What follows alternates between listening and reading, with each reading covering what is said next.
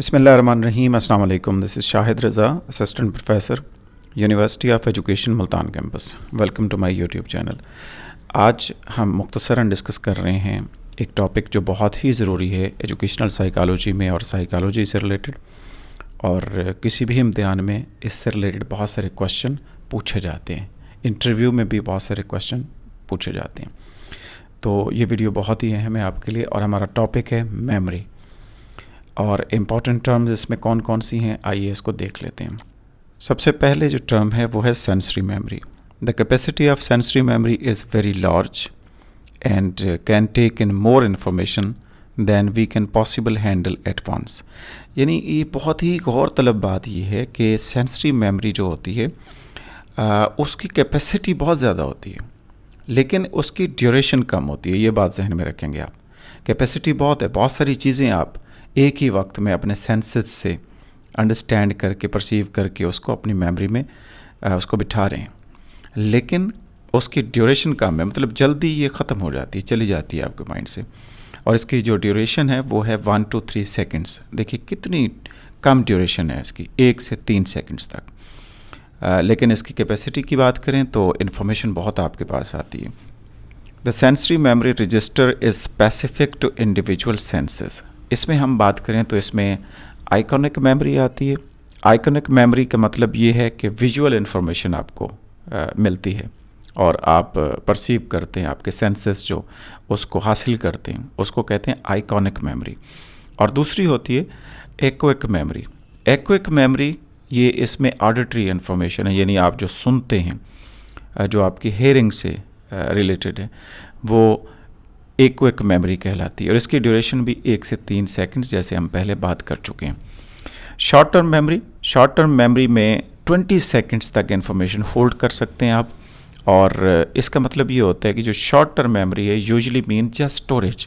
इसमें जस्ट आप स्टोरेज करते हैं शॉर्ट टर्म मेमोरी में। दूसरी टर्म है वर्किंग मेमोरी। वर्किंग मेमोरी जो है वो शॉर्ट टर्म मेमोरी सिस्टम में हम जो स्टोरेज करते हैं और प्रोसेस करते हैं इन्फॉर्मेशन को, लेकिन इसमें ख़ास बात याद रखने वाली ये है कि वर्किंग मेमोरी करंट सिचुएशन से रिलेटेड, यानी आप इस वक्त जो सोच रहे हैं उस टाइम जो वर्किंग हो रही है, that is called working memory.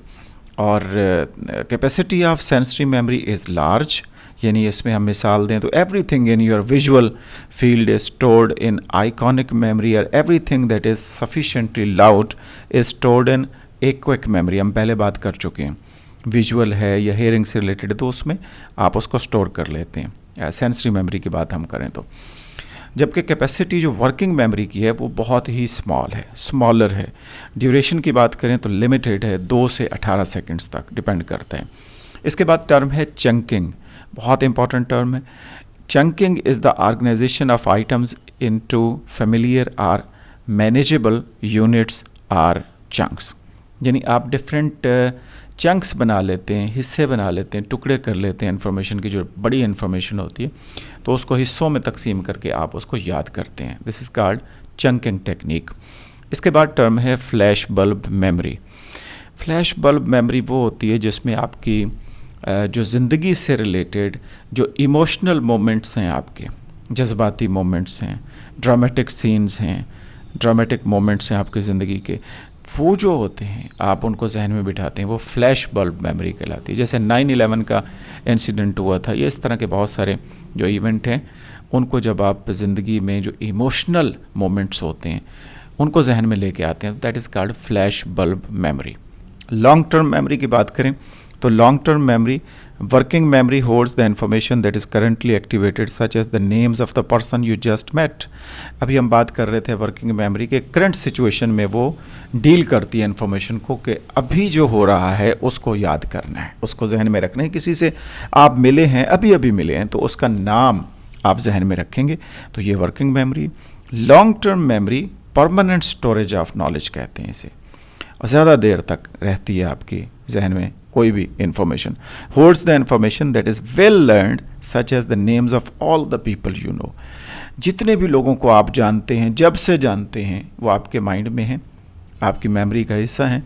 इसको कहते हैं लॉन्ग टर्म मेमोरी। और अभी जिससे मिले हैं और सिर्फ उसका नाम अभी रिसेंटली आपको पता चला है और जिस मोमेंट और लम्हे में आप मौजूद हैं करंट सिचुएशन में, उसमें जानते हैं जिस शख्स से मिल रहे हैं वो वर्किंग मेमोरी। और इसके कंटेंट की बात करें लॉन्ग टर्म मेमोरी की, तो 3 इसके नॉलेज की टाइप्स हैं। डेक्लरेटिव नॉलेज है, प्रोसीजरल नॉलेज है और सेल्फ रेगुलेटरी नॉलेज है। डेक्लरेटिव नॉलेज की बात करें तो it's a verbal information like facts extra, is a knowledge that can be declared through words and symbol system of all kinds. ऐसा knowledge, declarative knowledge ऐसा knowledge है जिसको आप डिक्लेयर करते हैं या अल्फाज से, वर्ड से, या किसी भी किस्म का जो सिंबल सिस्टम है, सिंबॉलिक लैंग्वेज है, उससे आप जाहिर करते हैं। जैसे ब्रेल सिस्टम है, जैसे साइन लैंग्वेज है, जिससे डांस है, म्यूज़िकल नोटेशन है, मैथमेटिकल नोटेशन है एंड सो ऑन। इससे आप किसी चीज़ को प्रेजेंट कर रहे हैं, जाहिर कर रहे हैं, तो ये डेक्लरेटिव नॉलेज है, डिक्लेयर कर रहे हैं actually. Second one is called procedural knowledge. Knowledge that is demonstrated when we perform a task, यानी जब भी हम कोई काम कर रहे हैं उसमें जो डेमोस्ट्रेशन करते हैं हम, वो जो नॉलेज है उसमें किस तरीके से, किस प्रोसेस को सामने रखते हुए हम आगे बढ़ रहे हैं, और ये जो नॉलेज हमारी हेल्प करता है that is called procedural knowledge. Actually, it's knowing how to do something such as divide fractions or clean a house। घर को साफ़ करना है, divide fractions जो है उसको आपने solution निकालना है। It is knowledge in action। आप जहन में रखेंगे procedural knowledge क्या है, it's a knowledge in action। Third one is self regulatory knowledge। ये क्या है, knowing how to manage your learning। आप ये जानते हैं, ये नॉलेज होता है कि आप लर्निंग को कैसे मैनेज कर सकते हैं, आप कैसे सीख रहे हैं इसके बारे में आप जानते हैं, मैनेजमेंट करना जानते हैं। Or knowing how and when to use your declarative and procedural knowledge. और ये भी जानते हैं कि पहले दोनों कैटेगरीज को कब इस्तेमाल करना है, डेक्लरेटिव नॉलेज को कैसे यूज़ करना है, प्रोसीजरल नॉलेज कहाँ यूज़ करना है। इसकी अंडरस्टैंडिंग आपको जब होती है तो इसको कहते हैं self regulatory knowledge. Next term है एक्सप्लिसिट मेमोरीज, और इसकी 2 टाइप्स हैं, semantic and episodic. Explicit memories can be either semantic और एपिसोडिक। सिमेंटिक कहते हैं बेस्ड ऑन मीनिंग, और एपिसोडिक कहते हैं based on sequence of events. जैसे जैसे वो इवेंट हुए हैं उसका जो सीक्वेंस है उसको एपिसोड ऑफ, जैसे ड्रामे की एपिसोड होती है, जैसे जैसे इवेंट्स होते हैं उसका जो सीक्वेंस होता है उसी तरीके से एपिसोड दिखाए जाते हैं। तो based on sequence of events ये एपिसोडिक है, और अगर मीनिंग पे बेस करती है तो वो सिमेंटिक है। सिमेंटिक मेमोरी यानी memory for meaning include words, facts, theories, concepts. इसमें डेक्लरेटिव नॉलेज आता है, जैसे हम पहले इसको डिस्कस कर चुके हैं। दूसरा है episodic memory, long term memory for information tied to a particular time and place. यानी ये एक ख़ास वक्त और ख़ास जगह से रिलेटेड होती है episodic memory. Specially memory of the events in persons life, किसी भी शख्स की ज़िंदगी में जो भी इवेंट्स पेश आते हैं उसको अगर आप याद करते हैं, जहन में रखते हैं, तो ये एपिसोडिक मेमोरी कहलाती है। नेक्स्ट टर्म है इम्प्लिसिट मेमोरीज। इसकी 3 काइंड्स हैं, क्लासिकल कंडीशनिंग, सेकंड है प्रोसीजरल मेमोरी, थर्ड है प्राइमिंग इफेक्ट्स, और तीनों ही बड़ी अहम है। क्लासिकल कंडीशनिंग आप जानते हैं, some out of awareness memories में cause you to feel anxious as you take a test. आप कोई टेस्ट देने लगते हैं तो आप परेशान हो जाते हैं और मेमोरी आपकी जो है ना वो सामने आ जाती है। या आप कहीं पे डॉक्टर के पास गए हैं, फॉर एग्जांपल डेंटिस्ट के पास गए हैं, तो ड्रिल वो यूज़ करता है, तो जैसे वो आवाज़ आती है तो आपके हार्ट रेट जो है वो आपका इंक्रीज़ हो जाते हैं, दिल की धड़कन, हार्ट रेट इंक्रीज़ हो जाते हैं। ये जो चीज़ें एक कंडीशनिंग हो जाती है आपकी, ये भी एक मेमोरी है, आपके जहन में चीज़ें हैं। दूसरी प्रोसीजरल मेमोरी, ये है long term memory for how to do things, चीज़ों को करना कैसे है, मसलन स्किल्स हैं, हैबिट्स हैं। It means how to do things perfectly, किस तरीके से कौन सा प्रोसीजर अडॉप्ट करना है। ये जो आपकी मेमोरी है ये इम्प्लिसिट मेमोरी है, और उसकी टाइप कौन सी है, प्रोसीजरल मेमोरी। तीसरी है प्राइमिंग इफेक्ट।